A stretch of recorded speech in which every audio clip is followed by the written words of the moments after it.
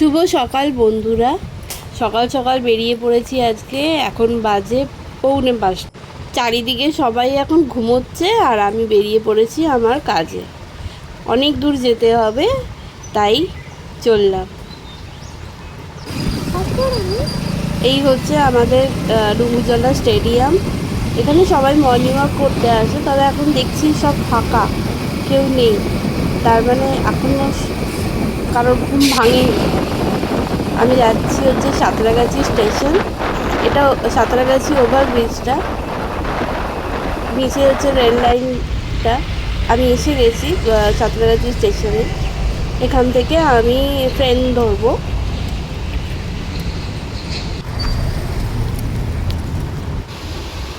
উঠে পড়েছি ট্রেনে। ট্রেন ছেড়েছে 5:40। আবার থেকে থেকে দাঁড়িয়েও পড়ছে সব জায়গায়। আমি যাচ্ছি ঝাড়গ্রাম কোর্টে। আমার আজকে একটা মামলা আছে ওখানে। কত সুন্দর পরিবেশ, চারিদিকে শুধু সবুজ আর সবুজ, অন্য কোনো রঙের আর দেখা নেই। আর জানো তো, এখানে না আমি অনেক পদ্ম ফুল দেখতে পেলাম। মানে ট্রেন লাইনের ধারে ধারেই বিল বলে ওটাকে হয়তো। বিলের মধ্যে অনেক রকমের পদ্ম ফুল, মানে কোনটা পিঙ্ক, কোনটা হোয়াইট, কোনটা লাইট পিঙ্ক, কোনটা ডিপ পিঙ্ক, বিভিন্ন রকমের। আর দেখেছি প্রচুর খেজুর গাছ। দেখতেই পাচ্ছ ঝাঁকে ঝাঁকে খেজুর হয়ে আছে, যেটা আমাদের এখানে দেখাই যায় না।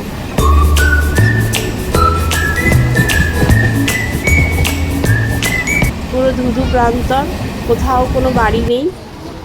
পৌঁছে গেছি আমরা হচ্ছে ঝাড়গ্রাম স্টেশনে। প্রায় 4 ঘন্টা লাগলো। এখন পৌঁছে গেছি ঝাড়গ্রাম কোর্টে। দেখো কোর্টটা কত সুন্দর একটা, মানে দেখলেই ভালো লাগবে। And very neat and clean. এখানেই আমার আজকে মামলা আছে।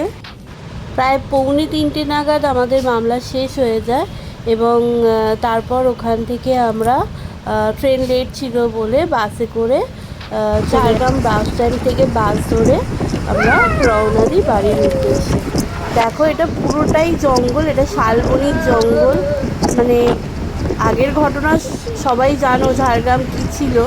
তো এখন এই পরিস্থিতিতে দেখো অনেক বাড়ি টাড়ি তবু হয়েছে। মানে আগে নাকি খুব, মানে এখানকার লোকেদের মুখেই শোনা, আগে অনেক খারাপ অবস্থা ছিল। এই জঙ্গলের মধ্যে দিয়েই আমাদের আসতে হয়েছে। ট্রেন লেট ছিল তাই আমরা দেরি করলাম না, বাসে করেই চলে এলাম, নাহলে আসাটা একটু প্রবলেম হয়ে যেত। তো সারা রাস্তা দেখো এরকম জঙ্গল খালি, আর শাল গাছ, প্রচুর শাল গাছ, চারিদিকে শাল গাছে ভর্তি একদম। তো আমরা কোলাঘাট পৌঁছে এখানকার চপ খেয়ে নিয়েছিলাম, ডিমের চপ।